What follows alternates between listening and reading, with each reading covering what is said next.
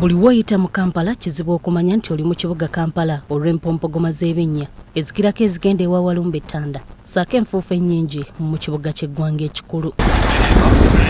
Wadde nga bannansi baludde nga balaajana olw'enguudo ezifaananako bwe ziti, gavumenti erudde nga yeesuuliddeyo gwa Naggamba.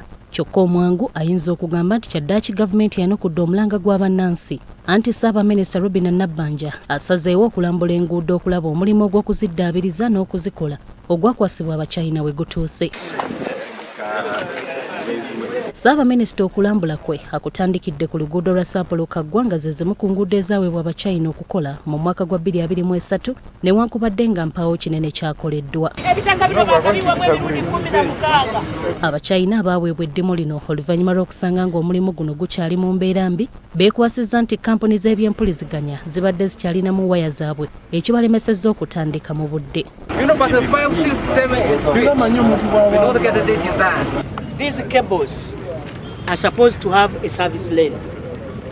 The cables of police, your cameras, NITAU, fiber, and these other things, so that we don't come back here to break our road. Bw'avudde wano, Nabbanja yolekedde ekitundu ky'ekyebando okulaba omulimu gw'eno engeri gye gukolebwamu wamu n'okwogerako ne nannyini ttaka abadde agaanye okuwaayo ettaka eri abakozi b'enguudo. Oli injiniya Luyimba. Katumale okutambula ku luguudo. Kakati oba ku nsonga ki?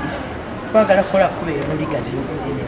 Wano tukitegeddeko nti yaweebwa eddimu ery'okuzimba enguudo 8 ez'ekibuga era ye yaweebwa n'eddimu ery'okukola oluguudo lw'e Namuwongo. Kyokka nalwo mpaawo kyakoleddwa ekintu ekijja Ssaabaminisita Nabbanja mu mbeera n'aweera okufaafaagana n'abaaweebwa emirimu egy'okuddaabiriza enguudo abazikola mu ngeri etatuukana na mutindo era n'asuubiza okusazaamu endagaano zaabwe.